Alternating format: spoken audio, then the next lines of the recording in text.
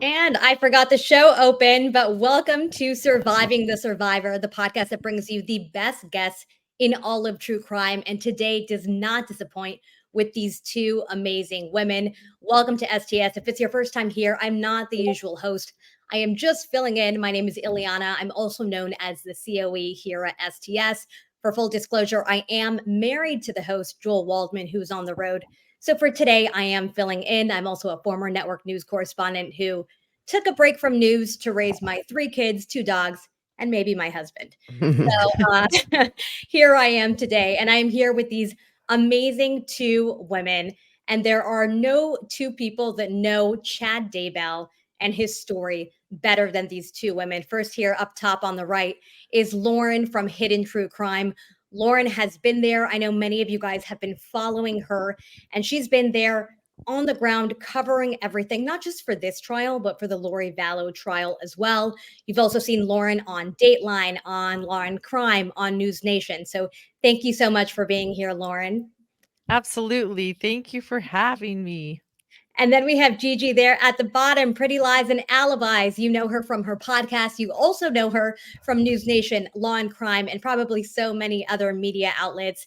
Gigi has also teamed up with us in the past to cover Charlie Adelson and Donna Adelson in all of those tapes, but she's also an expert in this case. I know that Lauren and Gigi worked together, or at least worked side by side, covering the Lori Vallow case. So I just want to say thank you to both of you guys for being here. And thank you to everyone from all three of the channels for coming. I know a lot of you guys are excited for all of us to discuss what's going on. But I just want to get started off the top here. Lauren, you've been there. You've obviously been in the courtroom, been speaking to everyone who's been there. And yesterday, there were some huge developments. And I know for a solid hour or two, all of us were just holding our breath, trying to figure out what was going to happen. Explain what the update is, what happened, and sort of what was going on in the courtroom as we found out that there was an issue with the charging documents. Yeah, it was truly a wild and holding your breath day yesterday in the courtroom. I couldn't believe it. We had all prepared to go home early. We all sensed that the prosecution was going to rest. Even Judge Boyce said that as much. The day before, he's like, "We're probably gonna have a short court day." I think that it was almost like we just knew we needed to get through one witness, and then the prosecution would rest, and we're going home and starting Monday with the defense. Well, that changed drastically. We took our morning break. We took a break right before lunch, thinking that that was our lunch break. There wasn't going to be a lunch. We were all going home before lunch. We go back in. The prosecution rests. We're all on a high because it was such a great witness. Agent Hart did an incredible job. We were just like, this is a done deal. We're going to see justice. We all file back in, and this is sort of protocol too. But they're going through all of the evidence that's been laid out by the prosecution. And John Pryor, the defense attorney for Chad Daybell, is saying, "Look, Judge, let I don't think they met their burden. Let's seek an acquittal or whatever." And going through all the evidence, making sure that we hit all of our points. And then Judge Boyce, it was actually Judge Boyce. He says, "Well, we've got a problem. The indictment was amended in February, everyone, and JJ Vallow, it says here that he died on or about September 8th, 2019. And JJ Vallow, sweet 7-year-old JJ Vallow, who we're all, just like fighting for justice for and have been for 5 years. His grandparents are in the courtroom. They say, well, he was alive at that time. In fact, the jury has been shown evidence that actually he was alive and well until at least September 22nd. And you can see the prosecution has their hands over their mouths, like this death date's completely wrong. And Judge Boyce says, and the evidence that the jury has seen, they've been handed this indictment, they've seen this, the evidence doesn't match up. And we're just like, oh my gosh. And then Judge Boyce says, and in rule whatever, I don't remember the rule number, Rule you have to 29 something, rule yeah. yeah, rule 29, you have to if you need to change this indictment, you've got to do it before the prosecution rests. The prosecution had rested like 5 minutes ago. We're like, you've got to be kidding me. You could hear a pin drop. We were like, what in the world? We all huddled out of that courtroom, like behind the scenes, just what was going on. we all just like slowly walked out of that courtroom in a daze, all looking at each other, strangers and friends, in the courtroom, people that are sitting by each other that don't know each other, people that have been friends and sitting by each other, all looking at each other going, what does that mean? Are we not gonna see justice for JJ? Is this over? Like, is this it after 5 years?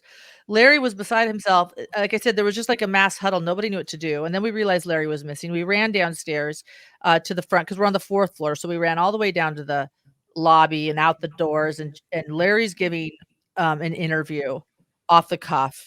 He's dazed and confused too. I flip on my phone. I stand by Larry. Larry Woodcock's, a good friend of mine. He finishes the interview. We go and we sit down on a bench. We just sit there.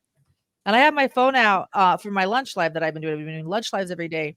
And I'm explaining what just happened. And I'm looking at Larry and he's just, like I said, he's just blank. And what else was interesting that nobody could see is, like I said, nobody usually for lunch, and Gigi knows this from last year, we all disperse. Everyone just kind of does their thing. We're all working or eating or whatever.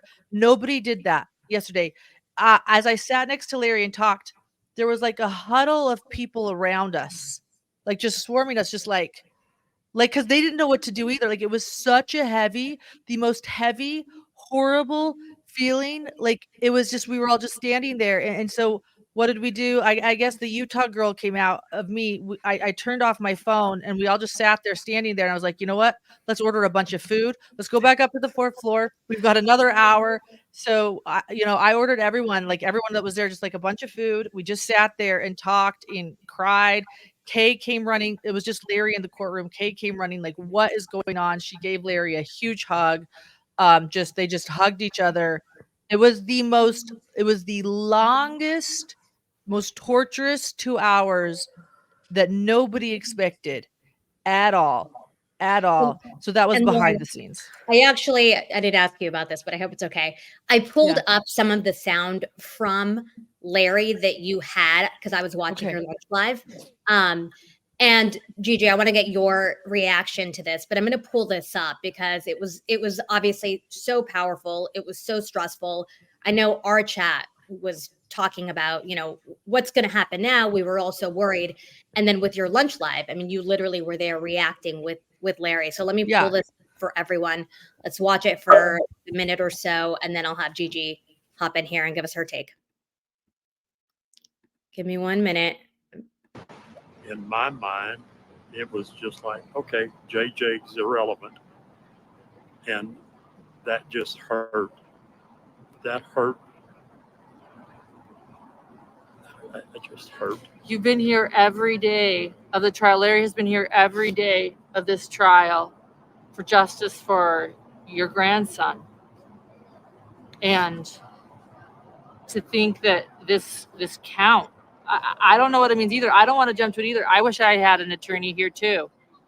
But to hear that this count, thank you, Laura, this count of first-degree murder for JJ Vallow. Have you heard anything? Not yet. We have attorneys on speed dial right now, guys. We're reaching out. But there's a crowd around here. Just so you guys know, like everyone very concerned right now. I had a full lunch life plan, guys, and I was going to talk about. I'll stop it right there. I know that you spoke to Larry, obviously, much longer than that, but I'll remove it right there. Gigi, why don't you hop in here and give us your reaction, because you obviously know this case very well. You also know Larry, and I'm sure you were also pretty shocked and taken aback as all of this was happening. Yeah, and I don't know if you can see it, but I did put a picture down here at the bottom. I took a screenshot of the prosecution when they realized what was up. It's, it's hard to kind of get a clear shot, but you see Lindsay Blake. This is when she pulled up clearly that indictment and read and saw that it was wrong. And you just look at Rocky, and I think that picture speaks 1,000 words. I had to rewind it because it just didn't register at first that, because then, they've rested. Holy moly. Like Pryor is going to get him off this charge on a technicality. Really happened last year. That's how Lori didn't get the death penalty. So it's, my chat, we were all just sick to our stomach. I said, I would hate to see a blood pressure reading on me for those 2 hours yesterday. It was sickening and terrible. And some people were saying, oh, he's still going to go away forever. But it's the point that even if you have the conspiracy charge there, it is the murder charge of that 7-year-old innocent child found in his backyard. You don't want that to go away just for obvious reasons. And just the thought for 2 hours that might go away. My heart was breaking for Kay and Larry. I reached out to Kay in the midst of this, and just devastation and shock, and just, a gut punch. Like she said, it's just a gut punch because that's their baby. And man, but thank goodness. I mean, Judge Boyce, I have to say, I said last year, Lori's trial might have been the smoothest trial I've ever sat in. He's a great judge. I think he's fair to both sides. And I think that, he really dug deep. And I think the arguments that the state put forth made a lot of sense. So that's the benefit of having such a smart prosecution team, is they're able to put their heads together over a couple of hours and make 3 really solid arguments, which ultimately ended in JJ's charge sticking. But Chad, like, his ears went up. I really went back and watched his reaction several times. And John Pryor cannot say he caught it. So it was Judge Boyce, but still Chad perked up really quickly. And I thought to myself, he's going to think this is part of the divine plan, the blueprint, that he's going to think this conversation with Lori, oh, things are going to work out. I'm like, don't give him that. Don't give him that, please. So thank goodness it ended well and that charge sticks and we move forward with justice. But man, those 2 hours, I don't drink. I about started day drinking yesterday. Well, and Gigi and Lauren, I mean, the prosecutor's reaction says it all. Thanks for screenshotting that and sharing that. Yeah. I mean, that reaction, you don't get that very often in a courtroom. But Annie K here has a very interesting question, and it's something that we all were asking. Annie K says, can the panel explain why the judge waited until the state had closed before bringing this up? Because the whole issue was, now that the state had closed, according to law, you're not supposed to make any changes. But if he had said anything 20 minutes before, it still could have been amended easily. So do we know why he waited? Do we know if maybe he didn't notice before? I honestly don't know if he did notice before. I think, and you know what's so funny? It wasn't even John Pryor, the defense attorney, that brought it up. You'd think that would have been his magic weapon. He claims he knew. He didn't know. It would have been the first thing he would have said. Oh. He had the biggest smirk on his face. Yeah, he would have brought it up. He He would didn't have know. jumped up as soon as they said the state rests. He would have popped up like a jack in the box. Excuse me. Yeah. I really think it was Judge Boyce looking over everything, as just this protocol, just what you do. And he was like, we've got a problem. We've got a problem. And so, I mean, Judge Boyce luckily did find it. Think if he didn't. That was what I was going to say, Lauren, is thank goodness he found it yesterday and not, even after this case is over, because that would be a big issue potentially for appeal. I would assume. Yeah. Yeah. So thank goodness he did catch it. So.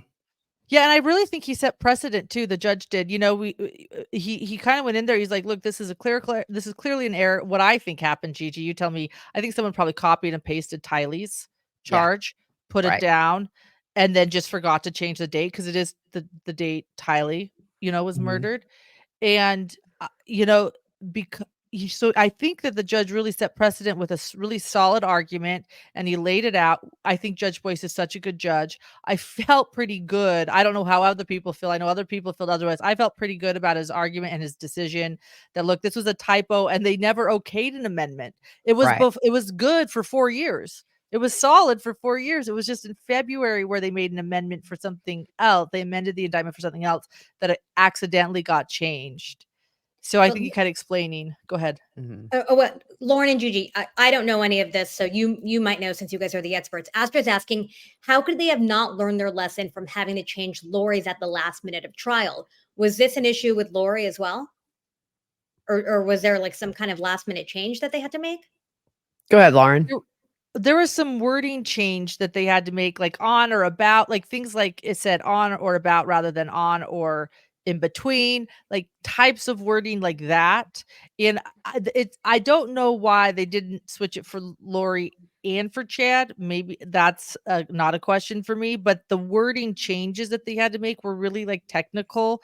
And I do think it was because it was a capital punishment charge that they had to be very specific. And again, Idaho just doesn't see these type of crimes. I think this is the first time prosecutors have been, writing an indictment this specific. So I think that they wrote the indictment and the judge was like, look, we got to get more. It was ruled that things have to just be changed to be really specific. I don't know though why we couldn't do that during Lori's trial versus Chad's, but I wonder if, the death penalty made a difference. Who knows? Well, and all of our hearts stopped there for what seemed like a few hours as we were all sort of waiting to figure out what happened. It seems like now he is going to allow it for now, but it seems to not be a final thing. Like, could this be brought up again? Actually, I have a question here from Rosemary Romero saying, do you think that Chad could win an appeal for Judge Boyce overturning the motion for count 4 of JJ's first-degree murder charge? Is this a final decision, or I know that the judge was talking about having to discuss it again down the line? I would say in law, everything's possible, right? Will John Pryor be filing appeals on this? Absolutely. Absolutely. Do I think he could win an appeal? I'm more optimistic. I don't. I'm not an attorney. I don't want to play one on YouTube. I feel pretty confident in, again, Judge Boyce's decision, but will there be attempts? Well, sure. Yes. Yeah. And the thing too is I'm sure part of the 2 hours, Judge Boyce was checking with other people in the legal field to say, is this something that I can rule on if I go this route that's not going to bring this case back on appeal? So I'm sure he covered his bases too. And I think the big thing is John Pryor not starting his defense case kind of was a blessing in disguise because, the state rested, but he had not started presenting his case. I think it might have been a little different had Pryor been already into his case. I don't know, but to me, it just seems like catching it before the defense takes over was a lucky catch by Judge Boyce. So yeah, but it's, you just sit here and it's, we know Kay and Larry and we've grown to love them like family. And so my heart hurt for them knowing I watched Lauren, talking with Larry. It's just so devastating. And you think last year, we had the drama of whether or not Larry would be in the courtroom and, or Kay, it was Larry, right? They weren't going to let Larry in the courtroom. And so it seems like both trials we've had these kind of heart-stopping moments of holy moly, this is crazy, but everything ended well on both issues. But man, I don't want to go through that again. Well, and the fact that it's not just, I mean, every homicide case is awful, but in this specific case, I mean, it involves children, it involves horrific details that we've been learning about.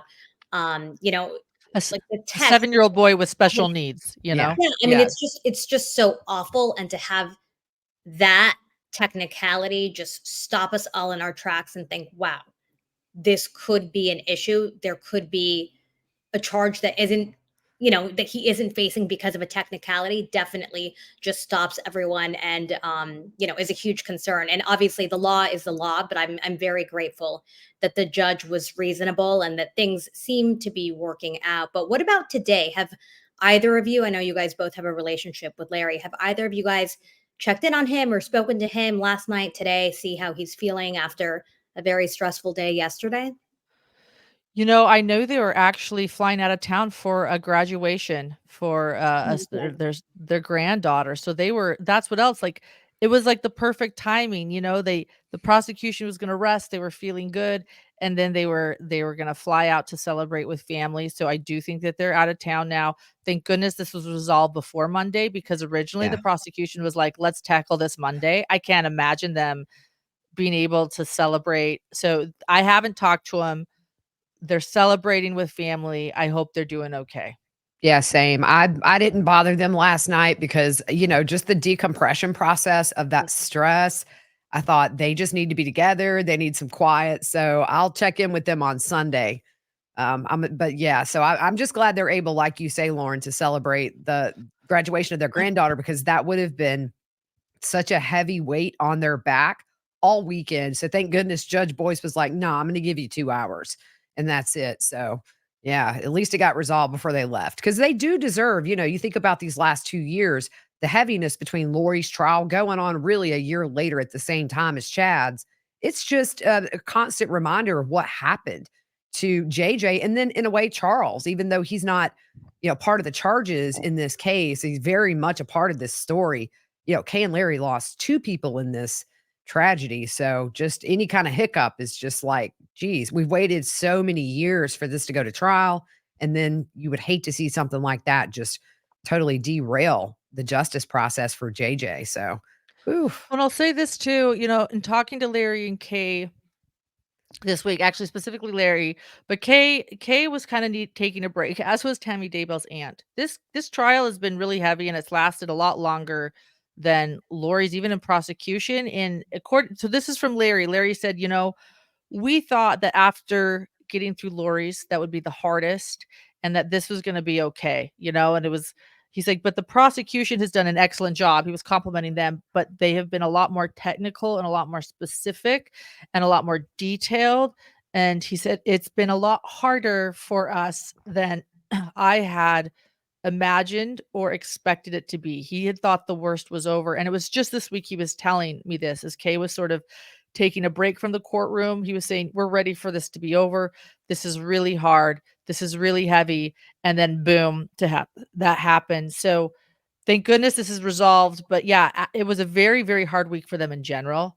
So to just have that, thank heavens it's been resolved before they've left. They really needed this break. And you're mentioning that this case has been so much more, or this trial rather has been so much more detailed, or the evidence has just been much more descriptive, or I don't know, it just hit differently for the family. Have they decided to step out on certain days? Are there anything that they're doing differently to try to cope? Because obviously, even for us who are watching it at home, and for full disclosure, I'm fairly new to this case. I know you guys have been following this for quite some time, but I'm a mom of 3, and to hear what they're discussing, to imagine the reality of what happened, it is very difficult. So how is the family coping and dealing? There are 3 family members that are in there the majority of days. It's Vicky Hoban, who is Tammy Daybell's aunt, and then Kay and Larry Woodcock, the grandparents of JJ Vallow, and they also do such a good job, supporting Tylee Ryan as well, JJ's sister. And last year, and Gigi knows this, last year Larry really only took I don't think he took a single day off, even the worst days, even when they were showing those pictures to the gallery that Gigi and I will never forget. Larry stayed. He wept in the courtroom audibly, but he was there. This time around, for the first time ever, Larry took a day off. So they let them know whenever it's going to be a hard day, whenever there's going to be evidence that they need to let the victims know about. And Larry, for the most part, has stuck it through until one day. And I think it was the first day ever in all of both trials. He was like, you know what? I got to be done for a second. Kay and Vicky have also taken some days off when they learn that it's going to be some very difficult details like autopsy photos or just descriptions they don't want to hear. They're taking care of themselves. And Vicky, will come sometimes at break and say, they told me that this morning about Tammy. I didn't want to hear it, but I'm here now. They are all so committed, and they want to be there, but it's getting heavier and heavier. They took quite a few. I think they took a few days off this week. It's getting hard. And Gigi, I know that I don't know. Are you planning on still going out there? Yeah, I'm leaving early Sunday morning, like way early. Okay. I'm excited to see you. No, I can't wait to see you. I know. I wish it was under other circumstances, but I'm so looking forward to seeing you. For sure. Me too. I can't wait to get up. It's been weird watching it at home, but just with mom stuff going on, one running track, one getting ready for graduation, it just didn't work out for me. And, to be honest, a lot of the networks really didn't think the interest would be high in this case. So last year, there was a lot more media there pretty much on a consistent level. But this year, and for me, I have to say, I agree that we've learned a lot more in this trial, I think, than we did in Lori's, because when they released the Chandler document dump and the Gilbert document dump, we got a really good picture of some of the inner workings of what led up to these murders. But and I think a lot of Lori's trial was sort of things we knew. We did have some things in there we didn't, but with Chad's, the dash cam video of him after he got arrested talking to Emma was just blew my mind.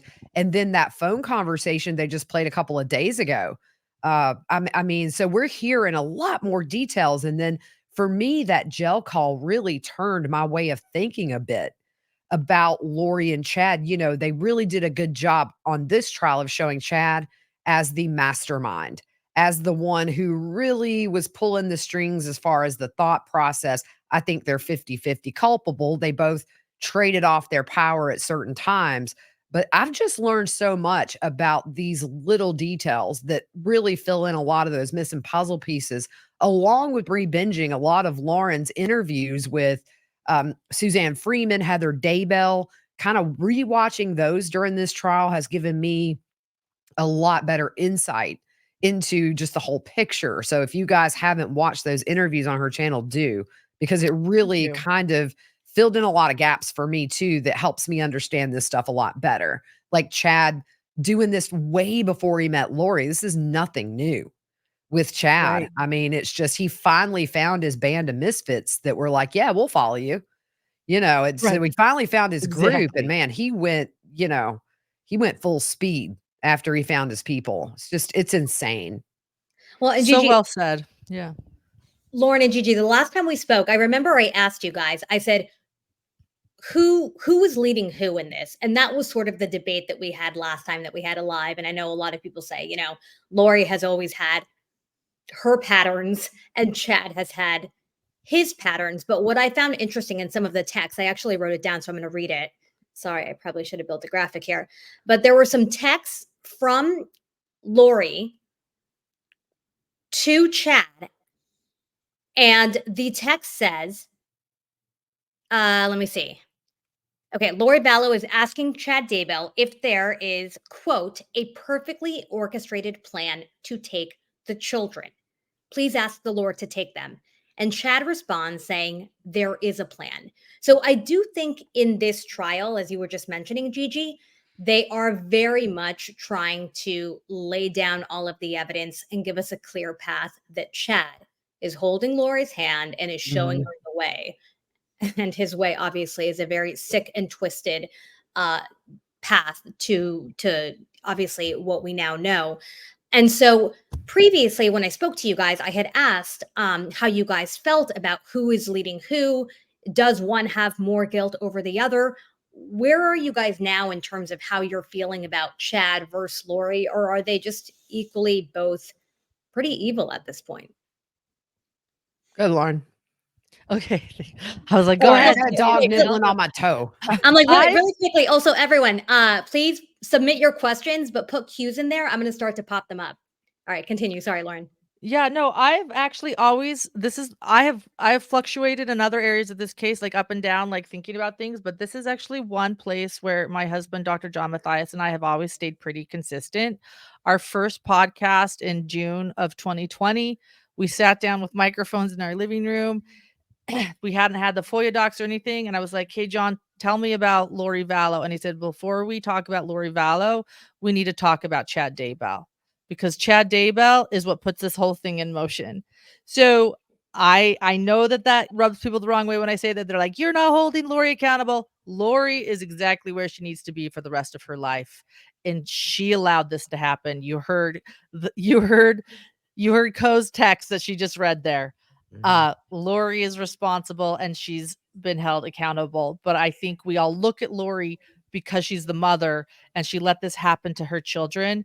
But when it comes to like the belief system, and this is what I've always said, whose belief system is this? Who was learning the belief system? It was Chad Daybell's belief system that he was teaching Lori and encouraging her. And I can't not. I will never stop saying that, no matter what a horrible mother we find out Lori was in her life or all the problems she has had. This sex, power, and money was created through a belief system, and this belief system is Chad Daybell's. Yeah, I agree. And I think too, a lot of people say, and the one thing I think is what's important is April Raymond made a comment that Lori felt Charles wasn't her equal spiritually. So I think that Lori was listening to these Julie Rowe podcasts, reading Chad's books, and starting to get radicalized. And then when she met Chad and he's like, we've been married in other probations, that was it. That was what she was looking for. So it's just like fire and gasoline, and they just met. And I think that they took turns being in control and being manipulative. For example, when Tammy wasn't dead yet, Lori's like, just go be with your family. We don't have anything until essentially she's gone. That's manipulation on her part to get Chad to speed up killing his wife so they could be together. And so I think we do see that switch off at times. The one thing I will say is that Lori, in hindsight, was never a great mom. You look at the custody battle with Joe Ryan as an example, and what Tylee was put through in what I think was Lori's quest just to get free of Joe Ryan. But there's something to be said for the fact that she never killed her kids until Chad Daybell came along. Now, do I think that makes her any less culpable? No. A mother's job, your core job as a mom, is to protect your little baby, even if they're 50. They're your baby. You're going to take care of them. And she didn't. And she encouraged this. What's JJ at now? What number is Tylee at? Not a 0. That was a big thing. Like disappointment. The kids were not at the stage where, according to Chad's chart, they would be dead. So I think it's very 50-50. And at times Chad threw his power around and Lori gobbled it up, and vice versa. She threw her dance videos and her bikinis around, and it just, you see what happened here. Caused a big storm, y'all. Yes, it did. Gosh. Lauren, when that came out, A little in court itty that bitty day, though. was I like, wouldn't I'm call gonna it a get big kicked storm. out. Can I just say I When wouldn't that call it came a out- big storm. When that came out Itty-bitty. that day, Lauren, I had to bite my tongue till it bled. I was like, I have the sense of humor of a 12-year-old boy. So when that poor agent on the stand, what is the storm? Chad's penis. I was like, don't laugh. Don't laugh. The judge is going to kick you out. And every time I hear it, I just giggle and then Chad looks so proud. Did you see that? Where he That's looks what's at so the jury? disgusting. Yes. Oh, he's proud. He's like, proud of this. He's did you proud guys of hear? his. Yeah. I mean, he's proud of his, like, how not to sext text, right? Oh my Like, they're gosh. so terrible. They're so It's so terrible. And he is proud in it, which is also despicable. Most human beings would be mortified that these are being read to the world. And he does seem proud, which makes it all the more despicable. Look, when And that the irony is he's also always just sitting there lifeless. yeah. And then Yeah, it's like slug. the one time he's reacting, it's to that. So Yeah, I always think Yeah. my computer's frozen when he's on the screen because he's just like, so stiff. But I mean, if that were me, I'd have my head down. I'd fake a seizure to get out of that testimony. If they're reading my smut texts, all across the world, I would be in my chair, like, pretending like I had a seizure, get carted out, let it go on. There's no way, y'all. No way. I'd stand up and say, I'm an idiot. Just send me to prison for the rest of my life just for these texts. That's bad Yeah, enough. no, Chad's like, keep going, please. Please. He's reliving it in his mind. Ooh. Oh, it's terrible. all right, question too. from Rosemary Romero here. For full disclosure, she keeps asking a lot of questions. Thank you, Rosemary. But if anyone else wants to chime in, I have like 25 here pulled up, but please put 2 or 3 cues so that I can see them. This is for both of you ladies. What did Gigi and Lauren think of the jailhouse call between Lori and Chad on June 8th?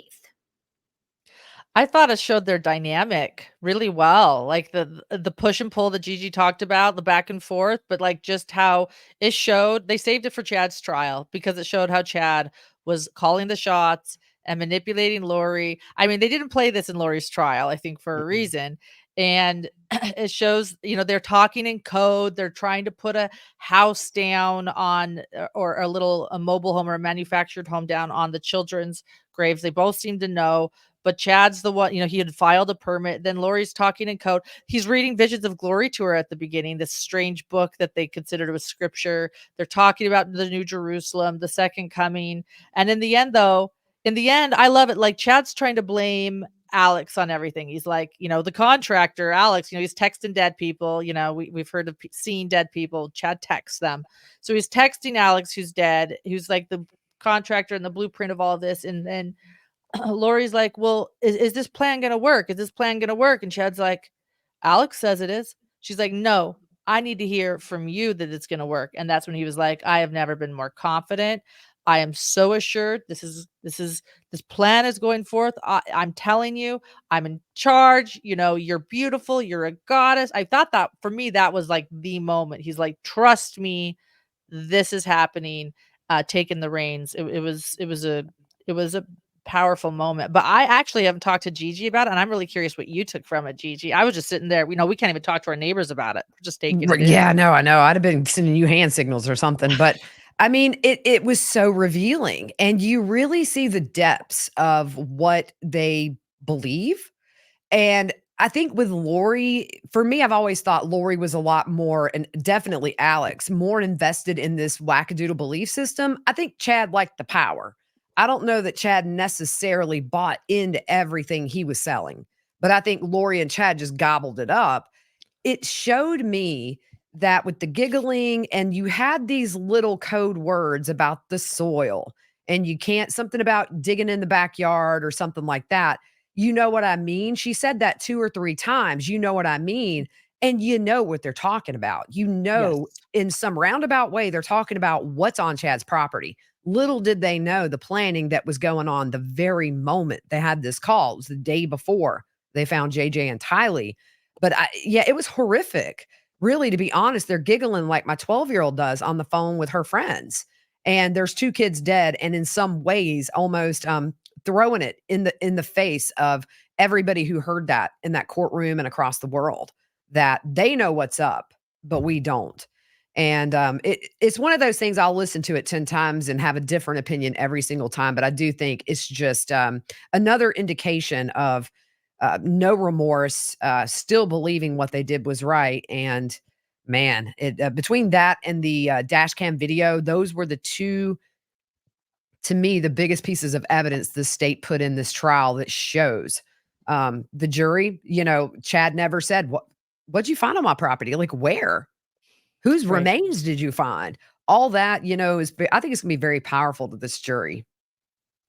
I And agree. I I agree. just wanted to pop up these photos quickly. I know that many of you guys here that are watching have been watching this for a very long time, but I just wanted to pop up the photos of JJ, of Tylee, and of Tammy Daybell there. These are obviously the 3 victims that we're talking about. And through all of these cases, it's very sad, obviously, to have to see any kind of trial that involves children. But here it was not just 1 child, but 2 children, and also Tammy as well. So I do want to take a minute to remember them, and also all of their family, who obviously is still grieving and will forever grieve. We always talk about closure, but I was just speaking to someone yesterday who lost a young daughter, and she was telling me that closure is, it never happens. It makes us feel good to say that, but this is a lifelong thing that they're always going to have to deal with. And the facts and evidence, as we are hearing, are very, very difficult. So our hearts are with all of the family members.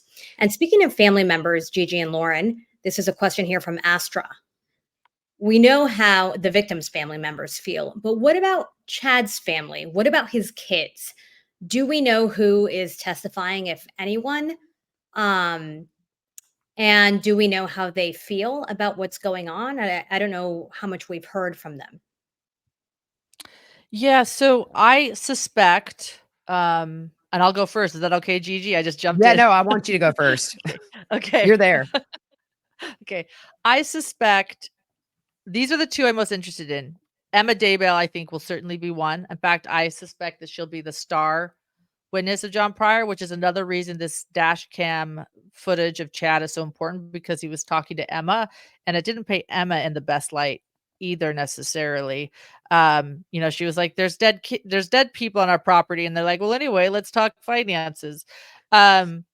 So So Emma for sure, because Emma seems to be the strongest believer and spokesperson for her dad. She was the most involved in this belief system that I've brought up. A lot of the people that I interviewed that Gigi brought up, they knew Emma. They didn't know the other kids, but they knew Emma. Emma voiced Julie Rowe's books. She was close to Eric Smith. She talked to Julie Rowe the day her mother died. She was very involved. And then when on 48 Hours, when the kids made their one and only interview, she was sort of the spokesperson on that interview leading the way. So Emma is going to stand by her dad, and it'll be really, really interesting. And I think I might have some like secondhand discomfort also listening. And I do hope, and I'll answer the rest of your question, Koa. I do hope that the prosecution doesn't treat her with kids' gloves, because she is a victim. She lost her mother, but she's testifying for the defense, and so I hope that they don't treat her with kid gloves, because she is a victim, or and a survivor and all this. And then another one I'm interested in. Excuse my cough. I call it the courtroom cough. We're all still getting over it. Another one, a sweet hidden gem, gave me some eucalyptus shower balls that I'll use in the shower later today. But another one I'm interested in is Garth Daybell. Garth is the oldest of the Daybell children. He loved his mother. I've only heard the most wonderful, sweetest things about Garth, but we hear Garth on the 911 call the morning that Tammy Daybell dies. And it's because he says in that 911 call, "My dad and I have found my mother on the ground, frozen." And then he says, I don't know. And Chad takes the phone. And in other words, he was there and allegedly helped Chad move her body, because of this claim that she fell out of bed. And so there have been a few different stories. And so what Garth could bring to the table, even and if it's for the defense, I'm concerned what he might say, or if his story is going to change. But he was there, and he's a witness to this morning of finding his mother, and how that works in the defense's benefit, I don't know. Those are the two I'm most interested about. The one that will not testify, I don't think, is Mark, the youngest. He was actually living in South Africa on a Mormon mission at the time of his mother's death and all of this. So I doubt that they'll request Mark, unless there's something I don't know. You never know in this case. But Gigi, thoughts?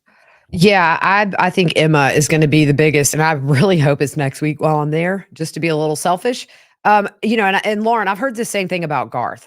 He sounded so stunned on that 911 call, understandably. I mean, he lived at home. I think here's the thing though.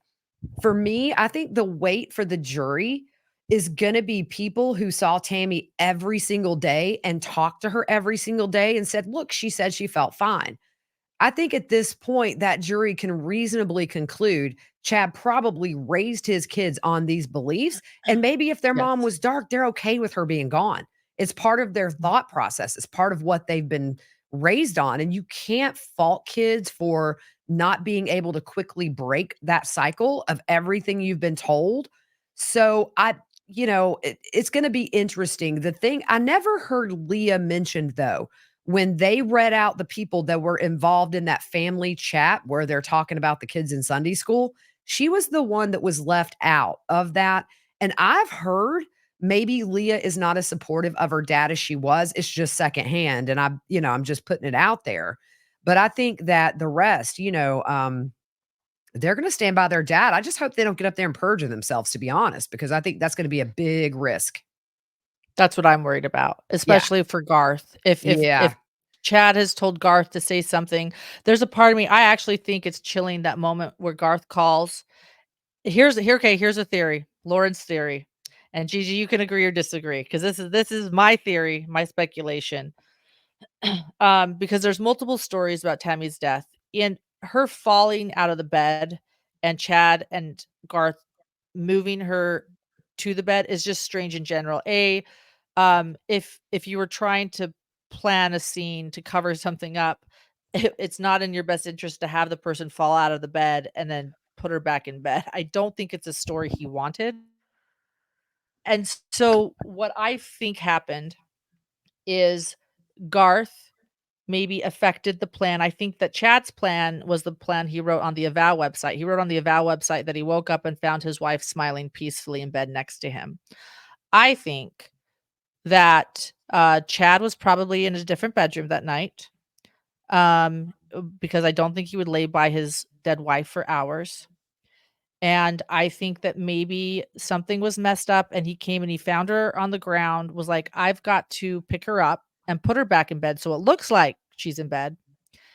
Garth also came in, and maybe Garth came in first, maybe Chad came in first. I don't know. Garth says they found her together. It was they. We found my mother. So there was no Chad Daybell waking up in bed with her. They move her to the bed. Why do you move a body? Because you don't want to have the like whole falling out of bed story. They're moving her body because they want her to be found in bed. You know, if they were going to start with the like her falling out of the bed, like they don't need to move her body. So then I think that Chad probably coached Garth a little bit, called 911. And then when the first thing Garth said is, we found her on the ground frozen. I think Chad was like, stop. Mhm. And when he was like, I don't know, Chad took the phone.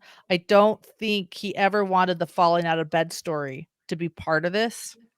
And because Garth said that on the 911 call, he had to go with it. And my point is, I think he's been trying to control Garth's story in this for a very, very long time, telling Garth what to say and what not to say. And that's why I'm telling you this theory. And I agree. I hope they don't perjure themselves, because I think that Garth was like starting to tell the truth and Mhm. Chad was like, stop. And Yep. I think there are a few different stories. And so let's hope. I agree with you. I'm worried. Yeah, I agree with you 100%, because the way that 911 call abruptly stopped with Garth, and it's like, yeah, this is her husband or whatever. You could tell probably Chad's in the background going, and then just give me the phone, let me handle it. No, that's been my theory as well. And I know that there was a YouTuber that caught Garth outside. And he did speak to Garth, and Garth was very gracious. Normally, the other kids will stare at you if you're at the property. They're not very nice. But Garth really did seem like a genuine young man. And unfortunately, his dad's put him in a very bad situation. On top of losing his Yeah. mother, is he now part of a cover up? And then you have to think internally, what is that doing to him?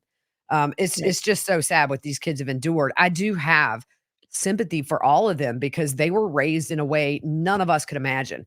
And it's like being in a cult. You don't break that quickly. And especially if it's your parent doing it. At the same time, after Lori's trial, I thought if anything was going to change their minds about their dad's culpability, Lori's trial would have been it. Doesn't seem to have happened. So sometimes it's so embedded in your DNA, what you've been taught. I was raised as a Baptist. I'm not practicing now, but there's still times where I stop and I'm like, oh, hang on now. I learned when I was a kid.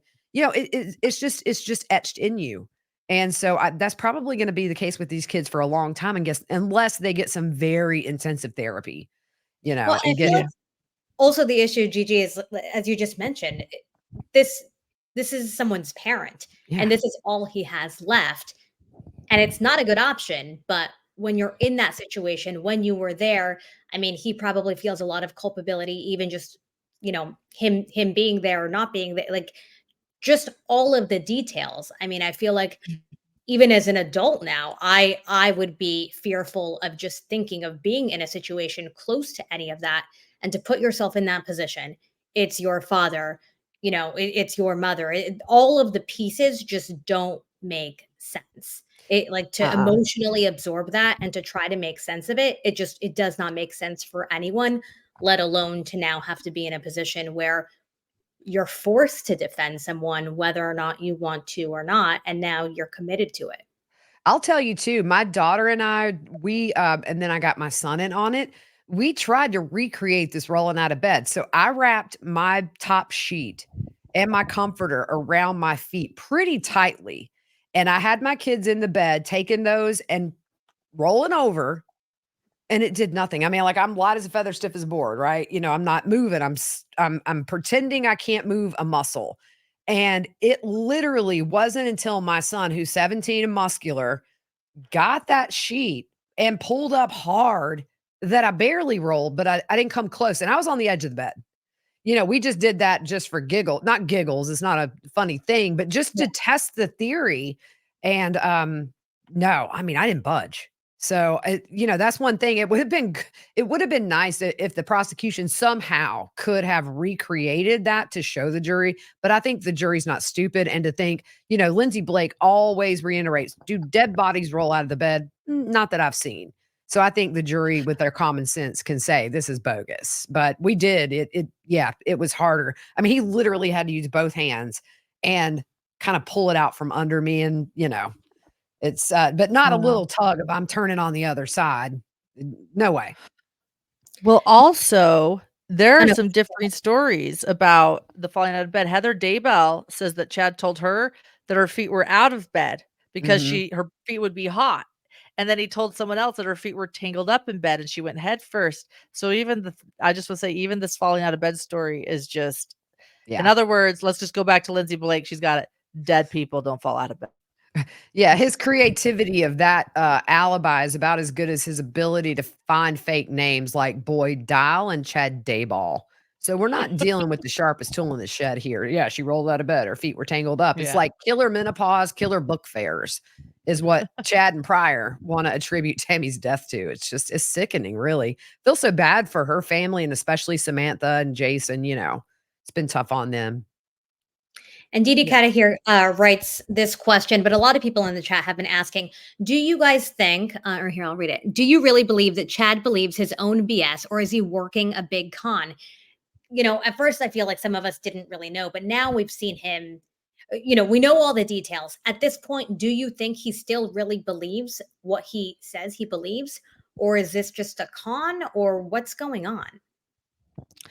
This is where I am now, because this is the question that I'm not so certain about, that I have gone back and forth over for 5 years.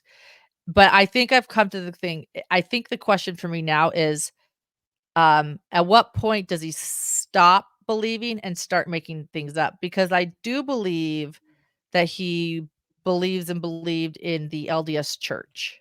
I do believe that he believes, or at least once believed, a lot of the things maybe that got him into his radicalization. And maybe he was believing a lot of that while he was radicalized. But then there comes a point where when you're trying to convince someone to move away from Rexburg, Melanie Pulowski, because you don't want her talking to the police, and she's like, no, but I thought this was the City of Lights. And you're like, well, it was the City of Lights, but now it's evil because the police officers are dark. I'm like, I don't think he's believing this. Yeah. So the question for me now is, at what point does his belief begin and end? What about you, Gigi? I'm really curious to know your thoughts. Yeah, I mean, I think you can tell yourself a lot of BS, and over time, if you consistently, and I also think Chad placed himself in this position of authority on his own. And so I think over time, my theory is that he started believing in his own lies. It happens all the time. You tell a lie enough, you are convinced of it. I just really do think, though, at the end of the day, he liked that power of being the one everybody came to for confirmation. They believed he could see on the other side of the veil, and it was Jason, his brother-in-law, on the stand said, at first this Flaming Gorge incident was a story he told. Then it was he saw dead relatives. Then it was he could see in heaven. And so you see over time that story evolved, I think, as Chad's plan or whatever he wanted to do kind of evolved. A lot of that, I know Suzanne Freeman said some of that came from her book, especially with how Jesus laughed and had a sense of humor. He's on that podcast saying that. I think he picked little pieces from everybody's near-death experiences and even Julie Rowe in a big way, and kind of just used the framework for that and then filled in his own details. And that made him like the wackadoodle, great and powerful Oz in his own world. And I think that when he met these group of people that were like, I mean, if dude told me we've been married in past lives, like, I'm going to run. Okay. I'm going to change my number. I'm not going to talk to you. But that was what Lori wanted. So the minute she gobbled that up, and then you got little Alex, like a puppy dog following his sister, Chad's like, I got them. And to Chad, she's hot and she wants me. And I think that Yeah. that really like was the gasoline on that already burning fire that just made it go boom. What do you think of this though? I I agree with you. Right? Chad is like the question, but when it comes to Lori, I think I've never been more convinced that she really believed it all. Oh, I think she does too. And But do look, you Yeah. if think I she had, still believes it? Do you yeah, think she's Yes. sitting there right now I've heard Yes. as saying, "Wow, I much. still believe everything"? Yeah, Yes. I've heard that. Yes. I've heard that from sources in the know, 100% still committed. And I think if you have any doubt, you go back to that allocution statement she made at her sentencing. It was so off the wall and borderline inappropriate with Tammy Daybell, my good friend, visits me. Look, I think Vicky had her hands on Samantha's shoulders when she was saying that at one point, because if I was Sam, I would have like one-handed over the divider and I'd have caught a charge because I'd have pounded her down. But I think if you listen to that allocution statement, there's no doubt in my mind you can be culpable, but you can be mentally ill. And I think that's what Lori is. I think she is as much culpable as she is mentally ill. And people Yeah. don't And like to hear that. People want to make it just this evil, evil story. I think that was part of it because you don't lie to the police when they come looking for JJ. If you believe it, you say, yep, we killed them. They were zombies. Did the whole world a favor. Why did they not admit it? Because she knew it was a crime and she'd go to prison. So she has that aspect. She's a fascinating study in psychology, I think, for a very long time to come. But I do think she's yeah. mentally ill. And all I had to do was hear that allocution and say, no, out to lunch. And I think her still believing it is part defense mechanism now too. I Mhm. mean, maybe they could have had an opportunity with her, but I think she's so far gone because to come out of reality and to realize she did this to her children, I think that's why I It's think a it's good point. partial, probably defense mechanism too. I don't think Very there's good any point. getting her out of this belief system. No. I just want to know if she's heard Chad's thrown her under the bus, essentially.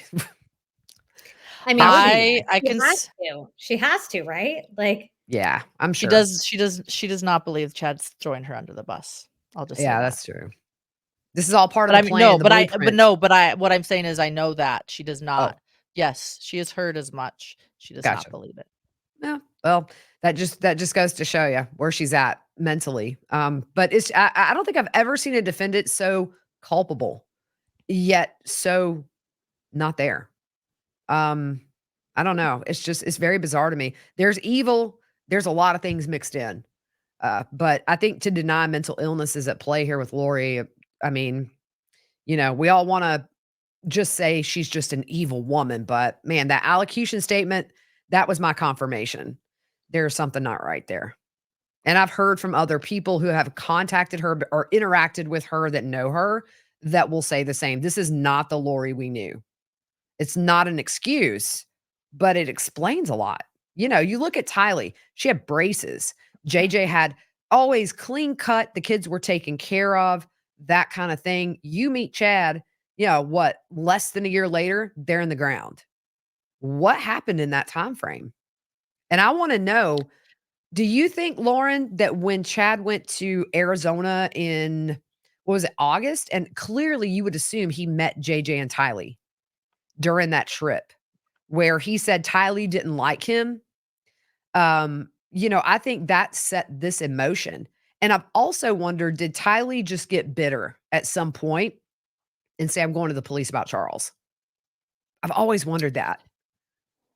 Yeah, I don't know about the Charles police thing, but and as in I don't have an opinion. Like I don't know, Yeah. but I do think that she certainly showed Chad that I mean, she didn't like Melanie Gibb.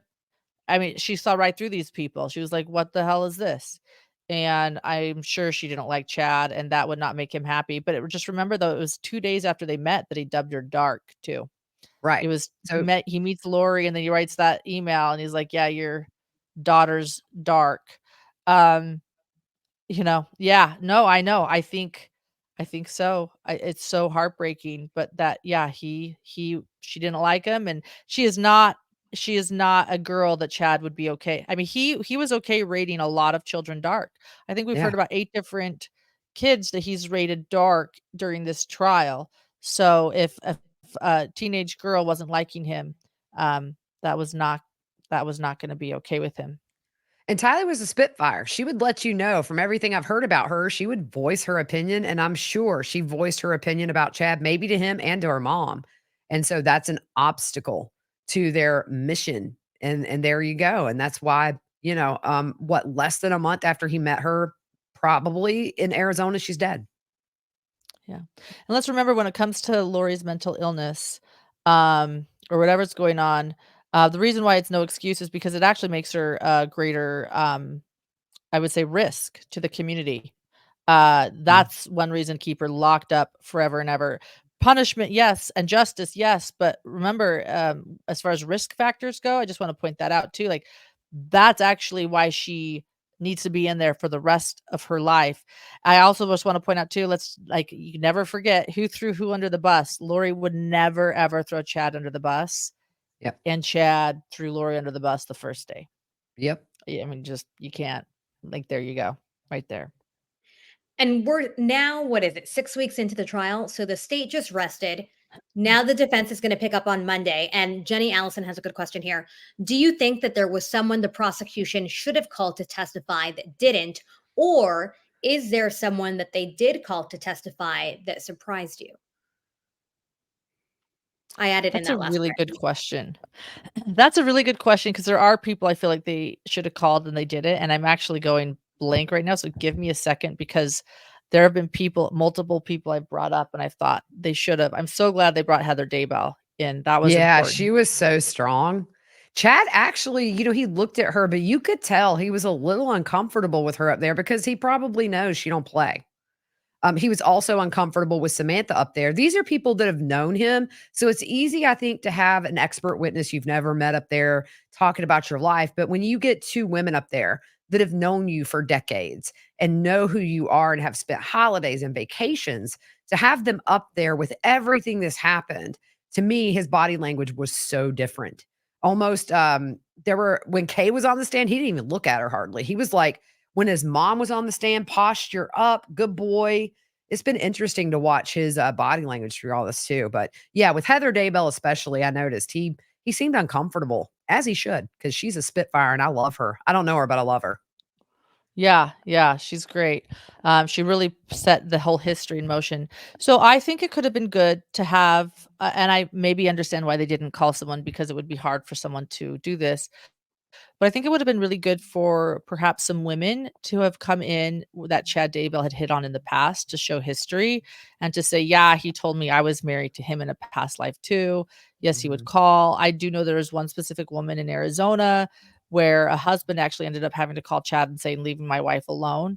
To have somebody like her on the stand saying, Chad has this history. Yeah, he tried to hit on me. He was creating a harem, a type of a thing, or at least hitting on me. And I also think maybe, Aunt Vicky, Tammy Daybell's aunt, is there, and she wasn't called. But I've wondered if her or her daughter Julie, or more people that were speculating that they believed that Chad could have killed Tammy, would have been good as well. Because it's a problem when your wife dies at 49, and a lot of people quickly assume that you did it. And I've been hearing those stories a lot outside of the courtroom, but not in the courtroom. So to have maybe some testimonies of people knowing, no, we just knew. So those are a couple thoughts.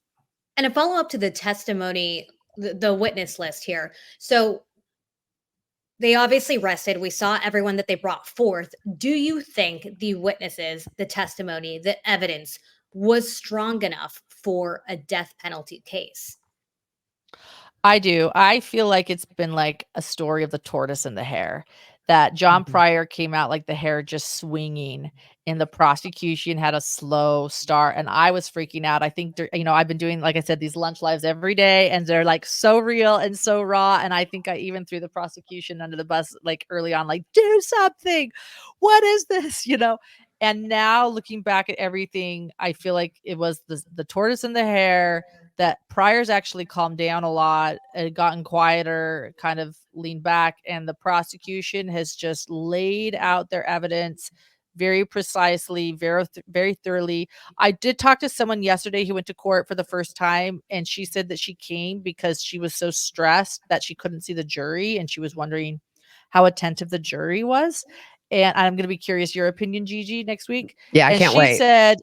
she said that she felt calmer after seeing the jury, that she felt that the jury's listening and that the jury's going to take it in. And she's like, I just needed to know. I saw the jury.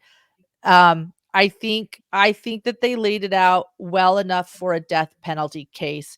And I think that that's why they laid it out so concisely and not over the top, even at the beginning or anything, because they just had to dot their I's, cross their T's, do it succinctly, take a long time. And I do think they did it. But thoughts, Gigi, as someone that's just been, that you've been watching it? Yeah, and I the first couple of weeks I kind of felt the same way, but you're looking at 18 people who say and swear they know very little, next to nothing about this case, and it's so convoluted and there's so many elements at play between the religion and the number of people and their roles in the group, and how really the kickoff for this was the meeting, and then you had Lori very quickly wanting to divorce Charles. But, I remember last year, it took about a week to get that framework done. And then when they start filling in the pieces, I remember specifically watching the jury and their reaction when certain things were revealed, that Alex shot Charles. That was one thing. And I remember looking at the jury and you see these eyes get really big where it all starts to fit. So I think the first couple of weeks while we were all nervous, the prosecution knew we got to give them little bite sizes to introduce them to this really crazy world of Chad and Lori before we get into what their beliefs and their world did to innocent people. And so I felt like the last 2 weeks, like every day, knocking it out of the park. No doubt the story just really came into this big picture, and then they just started filling in these crazy pieces. So I'm interested to watch the jury. What is their reaction with Pryor? I haven't heard much about that. I'm going to pull this up here from Holly. So- Holly wants to know. Yeah, Holly. I'm like, I feel bad because we have so many questions, all of you. I know people are asking if I'm pulling them up. I am. We just have, I think, close to 3,900 people watching. So it's impossible to pull up all the questions, but I see them and I'm trying my very best. Wow. But Lauren, this one's for you from Holly. How do the jurors respond when Pryor does cross? My face would give away exactly what I thought of his style if I was a juror. And even as they're listening to all of this testimony, I wish, we had a glimpse into what was going on, but obviously Gigi's going to be an insider and you're there right now, Lauren. So tell us, what have they been reacting to? What's it like sitting in there with them? Okay. Yeah, I'll tell it. Yeah, and it's true. I remember texting Gigi during the Murdaugh trial, the exact same question, because you were in there and I was like, what is the jury doing? So here's the jury. So I think it's a good group of jurors, variety of ages, almost half and half male, female. There have been a lot of tears during hard things. So well, let me just say this. There was one juror, John Pryor does a lot of these self-deprecating jokes about his age or his brain or geez. And there was one juror, for example, that would kind of smile at him. And it bugged me. You know what I mean? Like he'd laugh and joke and she kind of like laughed back. And I was like, what's this? She has stopped doing that as much. In other words, I think that they're kind of done. So to go with your question further, it's changed through the process. And I think that's important to point out. It's not what it's always been like, but how it's changed. And I think they were really open to him at the beginning too. They were taking a lot more notes during cross. I think that they were very, very confused. And now they are mostly taking notes only during the prosecution and fewer notes during cross. So that has changed. They were taking notes during cross yesterday, not all, but some. So, and yesterday was the day the prosecution rested and there was a lot of cross. So until the very end, some of them are still taking notes, but the notes have lessened during cross, but they haven't lessened during prosecution. That's something else. And I think the more that the jury has learned, the less pleased they are with Pryor, which is probably emotional, not having to do with John Pryor himself, but just emotional about the case. And So Lauren, someone there had you go. mentioned in the chat that, and for full disclosure, I haven't watched all of your lunch lives, but I do tune in often. That you were discussing that some of the jurors had teared up. Yes. Talk to us Yeah. about that, So because that's also interesting. yeah, I mean, so Gigi and I saw the photos that the jurors are forced to look at. They're not showing the gallery this year, I understandably so, to protect. So the same thing, with Gannon doesn't happen. They're not showing so that it's not televised. But last year it wasn't televised, and Gigi and I saw the photos that the jury saw, and so I can tell you, as can Gigi, that what they're seeing is horrendous. And they're seeing the remains of children, autopsy photos, how they were found. They're hearing testimony of law enforcement uncovering the remains. Law enforcement witnesses are crying on the stand. So the first day, I think they kind of the prosecution just kind of threw the fuel on the fire the first week and showed them these photos the first week. Some of them, not all of them. And that day, there were like 4 jurors crying, including a man who kept wiping his eyes, like very teary-eyed. They have been very affected. And then, as it's gone on, even recently, as far as it was last week, some more. There was really just heartbreaking testimony, and that there were tears just from the testimony alone. What possibly happened to Tylee also put jurors in tears. Um, they, yeah. And there was one juror who I hadn't seen cry at all, but, and I didn't see this. This is actually someone told me. I was out of the courtroom at this moment, so I'm telling you this from a witness who saw it. I've got my courtroom sources that this one juror that we hadn't necessarily seen cry, as they were explaining Tylee's remains and showing pictures of Tylee remains, this gentleman kept having to look at the ceiling, and while another juror just had to just stop looking at her screen, and every time he'd hear something, this gentleman just kept looking up. Yeah, those pictures, I see them with my eyes open a year later, crystal clear. And so you're taking people out of the community who choose not to do this kind of work. They don't want to see this stuff. And then it's their civic duty to look at dead children. And, just for me, Lauren, and they were so bad. The one that haunts me the most to this day, I threw up the day. I used to work in a morgue. But I threw up the day they showed us the autopsy photos. The one with JJ with the duct tape from here to here. That one gets me because it's like they didn't want his identity. It's like they erased his identity doing that. And it was just so eerie and so horrific seeing what they did to JJ. With Tylee, it's your mind goes to what they had to do this. Like, wait, I'm always going to wonder where.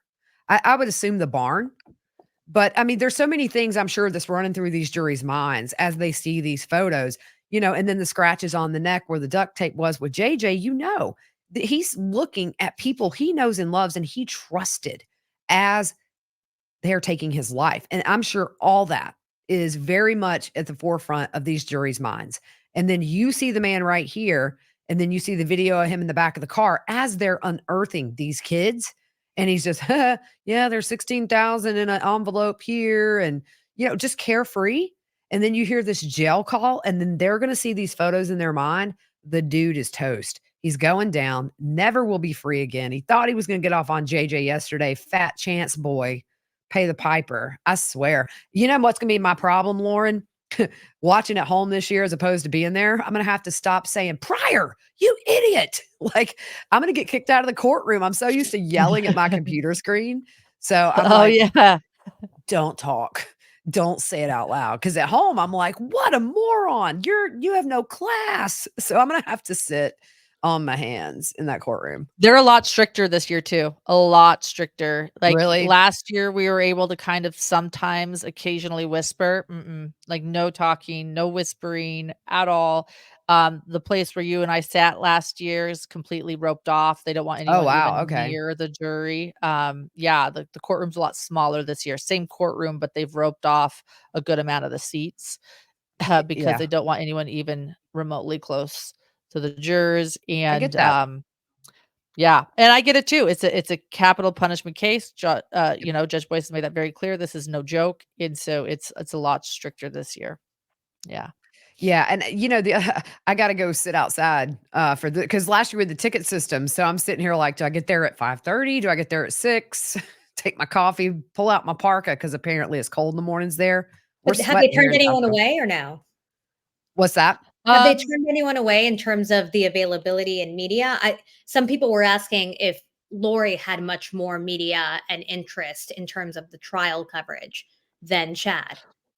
Lori had more media, but I think it was because it wasn't televised. Yeah. So if you were going to be covering it, you had to be in there to see it. Now that it's televised, this one's televised, Mhm. it's not as necessary. So I also think that there's always been in general an interest in the mother more than Chad. Um, Yeah. that's why I'm grateful that the world is seeing this trial and because I've always said uh don't not see Chad in this because this guy deserves his day in the sun, and he's getting it finally. And from Molly M, thoughts on who may be rebuttal witnesses? Oh gosh, I don't know. I don't know who they're gonna get. Any thoughts, Gigi? I think law enforcement. I'm taking a phone call from my middle schooler. I'm gonna let you guys go at it for a Okay, couple yeah, take a seconds. call. Well, I'll tell you one other idea I have. I think that if the Daybell children say something that's contradictory to what another family member that's not a child knows, I wouldn't be surprised if maybe they brought back a family to contradict the children because the children have not dealt with law enforcement. They haven't helped law enforcement. So I think that it might be to contradict a story they told to someone else. So if Garth or Emma shared a story with someone that is different than what they're saying on the stand, I think that would be a rebuttal witness that they would use. And a lot of people in the chat keep asking about Emma. I've seen so many different chats here and now, of course. I can't find one. But they're asking if you've noticed her resemblance to Lori. People have asked that. I mean, maybe it's just me. I was asked that yesterday too. Because she's dyed her hair blonde. I mean, I think that's it. She's gone from brunette to blonde. To me, she still looks like Emma, but just a different hair color. Um, so that's what I see. Um, but that's it. But I see a hair color change. So did Zulema. Everybody got a little glow up this year. Yeah, they did. Yeah, Zulema's blonde. Yeah, right.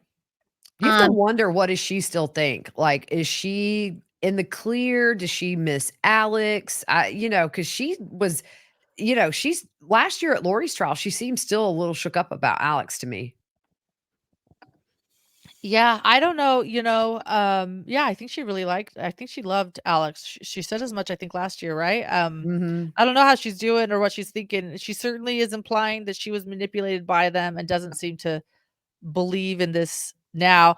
I've always liked Zulema's testimony more than Melanie Gibb because Mhm. Zulema owns it a little bit more. Yep. Like she's a little bit more forthcoming, a little bit more like, yeah, I believe this. Or Melanie Gibb's like, well, no, Yeah. I mean, I don't know, Yeah, when it gets whatever, those embarrassing, you weirdos. Yeah. yeah. All right, guys, I'm going to take a few more questions and then we're going to wrap. I just want to remind everyone that if you guys like this show, if you guys like this kind of collaboration with a lot of different channels, please do us a very big favor. Subscribe to all 3 of our channels. It takes 2 minutes, but it shows support for all of us and it tells us that we should go and continue to do stories like this and live shows like this. You can also hit the like button on all 3 of our channels. It's the Surviving the Survivor Trials channel, it's Hidden True Crime, and it's Pretty Lies and Alibis. So please subscribe, hit the like button, share with your friends, share with your family members. And again, a quick reminder that Lauren and Gigi will both be back there covering this live from the courthouse. So they're going to have a lot of inside information. So please follow both of their channels for a lot of those details. And Gigi, I don't have the question here, but so many people were asking about it because you are the queen of getting prison calls. And some people said that they were surprised to hear the prison calls during the testimony. They wanted to know if you were surprised and if you were going to somehow be able to get a hold of those calls and do a show or a breakdown or analysis, whatever you want to call it. I've heard there are thousands of these Wow. calls. And of course, I'm going to file to get them. I might have to sell a child to be able to. No, I'm teasing. Y'all might see me on the street corner working to get money to buy Lori Vallow's jail calls. But no, yeah, I've heard there are a ton. They talked over 10 times a day, apparently. I mean, very frequently talking. I'm not surprised to hear it. I think anything that was heard on these jail calls that's relevant to the case, that shows the manipulation, that shows the control, whether it's by Lori or Chad, you bring it in. It's just, it shows them in a very unguarded but unguarded way talking to each other. So I think it's just good insight into the dynamics of the relationship. I think it was super smart to bring that in, especially because you got 2 dead kids, 2 dead spouses, and they are giggling. Like, this is no big deal. You know, you've got Lori talking about, well, the plan, we were told 3% chance of trouble. It's 100%. What is trouble? Getting caught. So I think it was very revealing and did nothing but just reiterate to this jury, these people did not care about these human lives, these precious people. It was all about their mission. So no, good call by them. They probably could have brought in another 1,000. And I just want to pull up this photo because this is Lori and Chad there. And if you guys all remember when they were in Hawaii, even as the world was stopped following the news, looking for the children, they were just enjoying themselves, having the time of their life. And so when I see this photo of them there smiling, loving each other, you know, so happy in their euphoric moment, it's pretty disturbing to remember that during that time, I mean, everyone around them was having a very, very, very stressful time trying to figure out what was going on, where their kids were, what was happening. Did anyone know where they were? And here they are, just smiling, happy, calm. Yeah, it blows your mind. I mean, Blows my you know, mind. you just have to wonder, did they ever think that like Kay and Larry would never want to see JJ, that Colby would never want to see his sister and his brother again? I mean, that's what I always go back to, is what did they just feel since these kids were on his property that they were good? Because really, you think about it, had they not took the shot at Brandon and had they just given JJ back to Kay and said, Tylee, go live with a friend, go live with your brother, they would have probably got away with Tammy and Charles's murder. Because that I was deemed know. self-defense. Tammy was deemed natural. She was buried in the ground. It wasn't really until Brandon got shot at, and at the same time, you got Kay wanting to see her grandson. Had they given these Right. kids to other people, that have been still out there, probably living in a tent somewhere in Chad's property, you know, know waiting that- on the end times. So that to me, you know, killing the kids was, I think, and shooting at Brandon, clearly. But I think that shot at Brandon was really because he was on top of it. He was Googling, found Tammy Daybell's obituary. We just found out he Googled her, Chad Googled her obituary. I didn't know that. I don't think that was said last year, where he's looking about the laws about digging, you know, exhuming a body. And then he looks for her obituary, which is interesting. Yeah, man, we've learned a lot of little nuggets. I had so many people say, not going to bother watching. It's going to be like version 2.0. The same thing. I disagree. This has been a completely different trial that has really made this more of a full picture than we've ever had. Completely And agree. this question is for you, Lauren. This is from Rabbit. It says, does Lauren think that when Chad said in the James and Elena story, she believes me, was that the bomb for the death penalty like it was for me? Was that the moment that you were taken aback? Interesting. I think there's been a lot of moments. That was a good moment. That was a really good moment. But I think I think there are so many moments when Chad Daybell is saying, I'm getting rid of the children. Like you read the text earlier, when he was saying, like, trust me, there's a plan to, like, he didn't say get rid of, but whatever the text where the jailhouse phone call was like, there's a plan. Trust me, it's good. I think there are so many I think the day of Tylee was a death penalty day. They explained in detail about Tylee's remains. They explained it a lot last year, but they explained it more this year, and I think that was a big moment for the prosecution because that would, I think, get the death penalty. And Gigi, in You your know? mind, do you think there is reasonable doubt against moving forward with the death penalty? Like, do you have any concern? I know that in all the chats, as people are watching this trial, people see a lot of the guilt. They see the witness, they see the testimonies, they see all of the evidence. But the question now is, will he get the death penalty? I think. And for you, is there any kind of doubt? I think that it's very possible after what this jury has seen, just the photos alone, and combine that with the fact that nobody on that jury is going to believe Alex Cox was sneaking kids onto his property and burying them. I hope the prosecution really points out in closings, Lauren, and you can back this up. When we were shown the photos of the progression of them finding JJ, and once they had removed him, that was dug pretty much to his specific size. There was very little extra room. I hope that they bring up, what did Chad do? He was a sexton. Alex was on that property 17 minutes when JJ was buried. That grave was dug. What blows my mind is after being at Chad's property and seeing how visible the pet cemetery and JJ's burial site is, to think they did this in broad daylight. There are neighbors' houses you can see from the road. It's not like they're out in the middle of nowhere. You look at all this. I mean, it blows my mind. But no, I think that the kids being on his property, that's just something that I think if they had not been on his property, we still would have a guilty verdict, because look at these text messages. Yeah, we have a plan for the kids in place. I don't think it's just they were found there. I think that is just your cherry on top. Yeah. Nobody's going to believe Alex made multiple trips to Chad's house. Also, the condition Tylee's remains were found in, that does not take a couple of hours.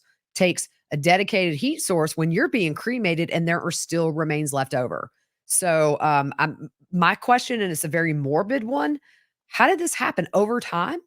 Did they just keep going back and doing more and ultimately give up? Because I remember the green bucket last year. And it seems like at some point they just were like, we got to stop. Like, this ain't working. And they just buried her. And they were so low and they weren't deep in the ground. They were just barely underneath the surface. It's crazy, y'all. Yeah. It is crazy. Yeah. It is crazy.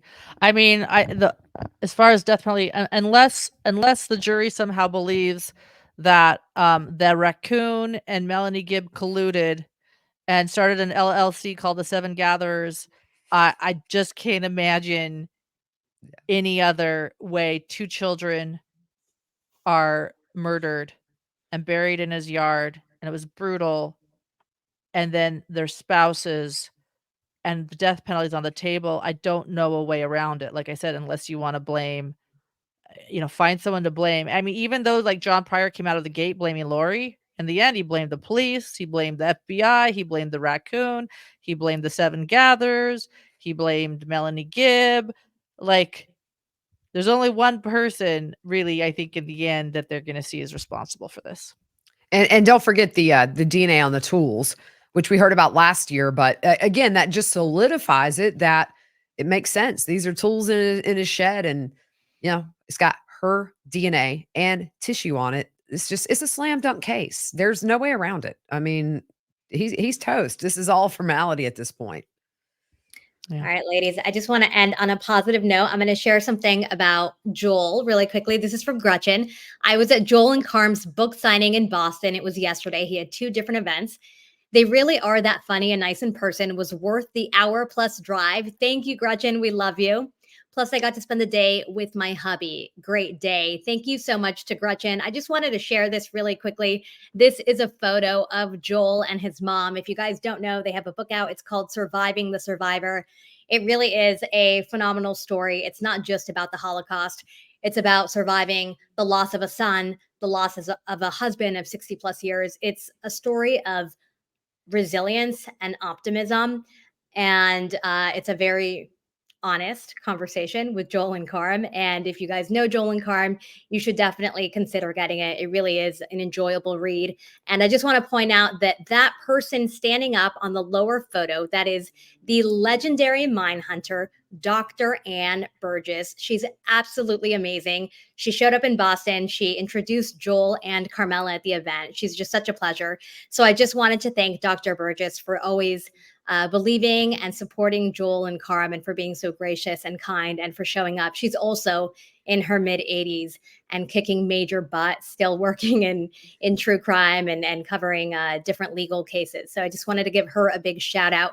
And again, thank you to all of you guys for being here. This is a quick little shout out to Joel and Karm. They also did their Audible book version, which means if you want to hear the book, Karm and Joel spent weeks and weeks and weeks reading this, so you can hear it. It is on Amazon and on Audible. And I also want to give a very big shout out to all of the mods on all of our channels. You guys are phenomenal. We appreciate you guys. You guys go to all of our different channels and support each of us. So I just want to thank all of you guys, and also remind you guys that Lauren and Gigi are both going to be there covering this case. Lauren's been there the whole time. Gigi's been watching the whole time from home, but is going to be there in person. So please check out Hidden True Crime and also Pretty Lies and Alibis. And again, this is our second channel. This is the Surviving the Survivor Trials channel, but we also have a main channel, Surviving the Survivor. So please subscribe to us, hit the like button, and support all of our channels. All three of us will be at CrimeCon in Nashville. So we are going to have an in-person reunion. We all saw each other last CrimeCon, which was in Orlando. So I think we are going to be planning some kind of meetup. So if you guys are going to CrimeCon, stay tuned, because I'm going to try to coordinate something with all of us so that we can try to meet all of the gems and Alibis and STS Nation, because I think that would be a really fun meetup. Gigi, a closing statement, last words, anything? I'm just ready for this to be over. And then we have Arizona for Charles and Brandon. And then, I think for me, I'm ready for Kay and Larry and everybody, Colby, everybody affected by all of this, to have some time without judicial stuff hanging over their head. And then they can move on and try to find some normalcy. That, and my heart goes out to them, because they're not grieving in a way normal victims' families get to grieve. They're grieving on a world stage. Everybody has watched this process with them. I just hope that they get some peace and quiet. They can honor these kids and Charles and Tammy, for her family, the way they need to for themselves. But it's been a long haul. It's been nearly 4 years now. So time to wrap this stuff up. And I'm just curious if Chad eventually will get charged in Arizona. They waited till after Lori's stuff was finished last year, and you had that one person on the stand. I thought he should have been charged. Also, there's no statute of limitations in Arizona. I thought that might have been a hint.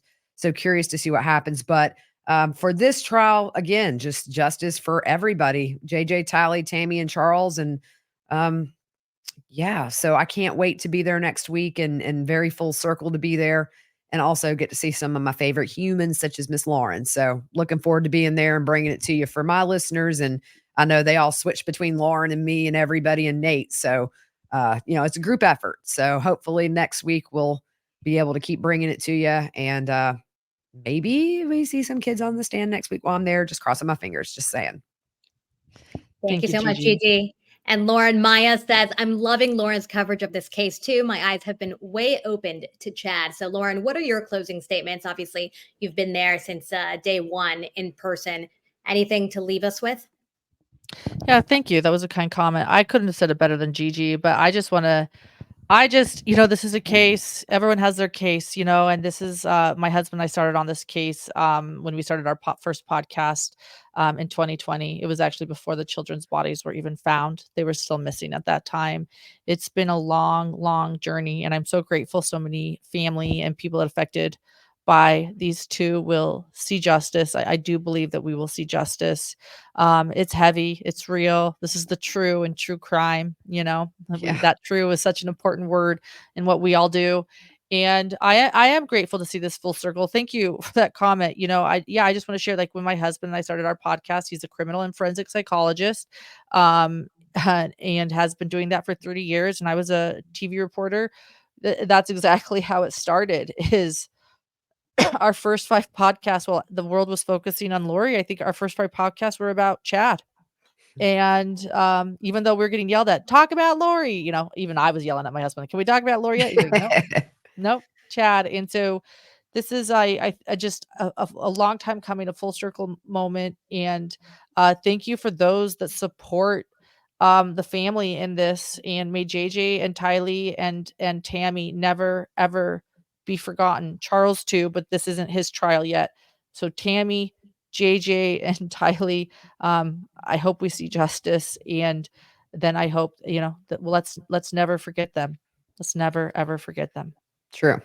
We can laugh about these stupid things like the text and everything, but really at the end of the day, I mean, 4 people are dead because because you know, obvious reasons. There were storms brewing and all that, but that's dark humor is good. It gets us through. Dark humor can get us through. It does get us through. Gallows humor, you know, I talked to family and they're like, I'm all for it because you have to laugh sometimes, you know, but ultimately it's just for me, the lost innocence, what JJ could have become, what Tylee was so close to becoming as a 16-year-old, nearly an adult, Tammy, grandkids, Charles, you know, raising JJ. It's just, it really is such a loss. And, but yeah, we started the podcast today. They found the kids' bodies back when I had a co-host, Fruit Loop. So it is full circle for us. You guys started, you know, before they found them, but you know, there's a lot of us that have been so invested and listeners too. Yes. And I think everybody just as a group's like, let's get this done. Let's get justice. He can just fade away into the bowels of the prison. And we might see some documentary every couple of years on these two. And that's it. Yeah.